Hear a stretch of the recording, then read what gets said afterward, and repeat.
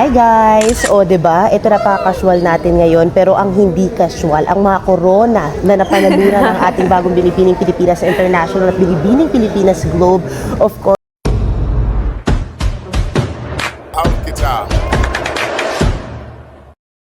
Thank you so much, girls, for gracing us here Thanks for sa having TV5. us. And thank you for having us. Oh, well, first of all, congratulations kasi sobrang daming pumuri sa Q&A yung dalawa. Especially Annabelle, of course, hot topic, di ba? Yes. Hot topic yung babae sa Imbornal. Yeah. What Right. warranted that answer? I think it was really, as you can clearly see, it's from my experiences, because the question really, well, originally was intended what I would ask her, but I think I don't really feel I could ask her anything, because I think I've already felt and been through a portion, at least a fraction of what she's been through. And moving forwards, I think that we should tell our stories, and while we should always aim to uplift ourselves and our community, we should never be ashamed of where we come from. Where you come from will never limit your dreams and will never deny you who you are meant to be. But at the same time, moving forwards, I hope we start conversations with affordable housing, especially in Metro Manila. Not just like, I think, because this is a very hot topic as well abroad, right? Oh, with regulations on rent. I think that's a conversation that we need to start having.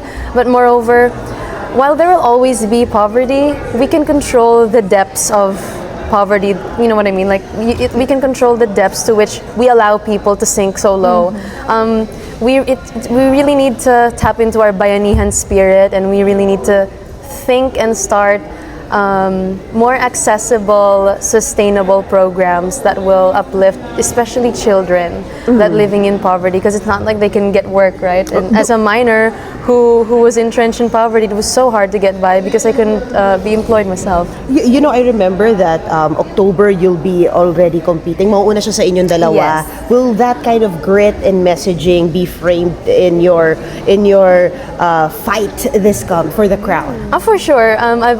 I've never been afraid to pursue my dreams, and I think I carry with me the resiliency of the Filipinos, something that we're really known for. But at the same time, I would really love to start conversations again that don't romanticize the suffering that Totoo we've yan. been through. I hope we never get used to being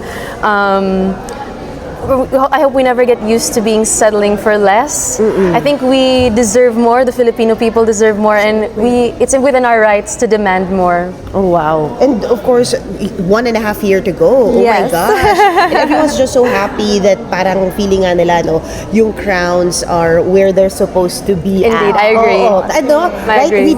We know how maingay ang ating mga audience. Pero hindi. Talagang ano sila, parang in favor sila sa paglanding ng corona. At ikaw sa Miss International, what will the journey be like this 1.5 years?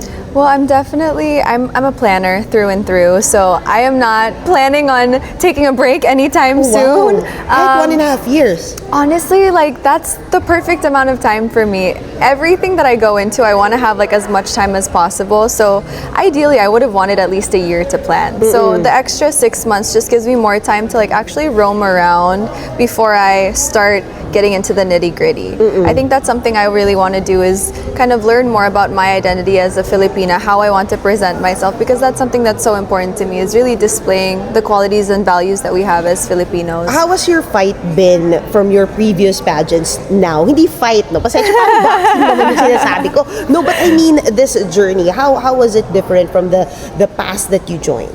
Well, I would say I was really coming to grips with myself as an individual when I first joined Binibini, and I am so beyond grateful that I was given the honor of being first runner-up at that during that stint. But of course, I wanted to work on myself, right? I knew in my heart I was not the Filipina that deserved to represent the Philippines at that really? point You in felt time. that? Absolutely. And that's part of the reason why I had always felt this urge or this yearning that I wanted to come back, but I wasn't sure if I was ever going to get to the point of like the mindset, who I was as a person, to have that ability to represent the Philippines. So Then come 2025. 2025, I felt it. I felt like I was in this space, I was in the mind space, I was in the right time of my life where I would have wanted little Katrina to see someone like me on stage.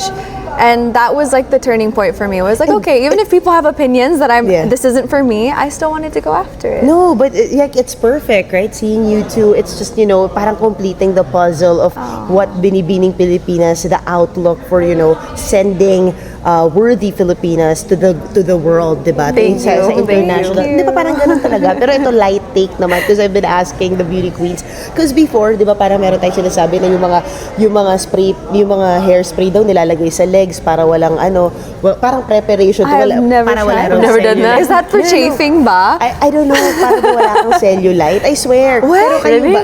Tapos kanina yung ibang mga binibining Pilipinas girls na nag-guest din natin the previous weeks, we asked them, sabi nila, bawal daw pala sila magsuot ng corona before the coronation night. May mga paniwala or bawal kumain ng peanuts. Yeah, Kayo yeah, that's ba? a I just popular found one. out about that Okay. kanina. No I way. didn't know that. Wait, so sa inyo, ano sa'yo? Ano yung mga weird or baka hindi nila alam na mga paghahanda nyo? The only one that I know comes from Tala, who is first runner-up last year. Okay. She told me you're not allowed to get a haircut a week bago before yun. coronation. Bago yun. Bakit? So she doesn't know either, pero parang mawala yung good luck mo if you... So I just followed it. I was like, okay, you know what? Nothing's gonna... Wala. Walang mawala. Oo. Pag-upit ka the next, di ba? How about you, Annabelle? Well, I guess it's not so what not to do because I know about the peanuts thing. I abide by the peanuts Did thing. you practice that? Yeah, I know. I stayed away from peanuts the entire time I was God. Okay. competing. But at the same time, I think it's more of like an energy cleanse. Oh. So I got this tip from Kirk Popiolek. She's a beauty queen from Misamis Oriental, and she said before you go on stage or just to cleanse your energy, use salt. Asin.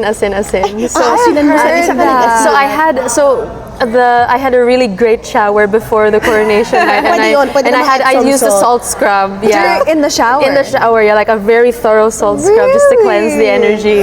Alam mo yung Yeah. iba nga naglalagay pa daw ng coins sa paa.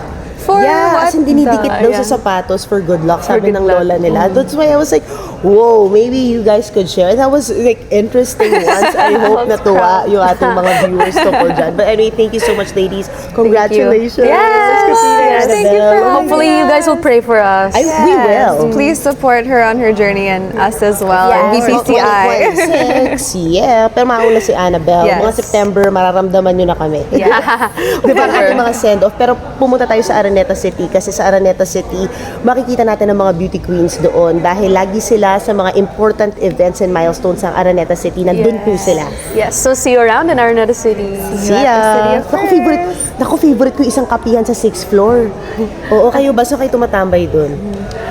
As Binibining Duncan? Duncan. Yeah, well, there's a lot of stores actually, so it's kind of hard to choose. Yeah, first we did a tour as gateway to- candidates, so as a queens, I can't wait for another food trip. Another food trip. my, Any- kasi ang sarap ng mga restaurant doon, di ba? Super! My Ang gosh, sarap Grace ng Park, food. Tumana, Everything. to Palm Grill. World Kitchens now. Correct. Grabe. Oo. Baka malaman na nila kung saan ako nagtatagot. Kasi, affordable yung kape doon, tapos wala pang tao, tapos may view. Pero syempre, yung mga lunchtime ko ginagawa, doon nga sa 6th floor. Thank you so much. Good Thank to you. know. Thank you.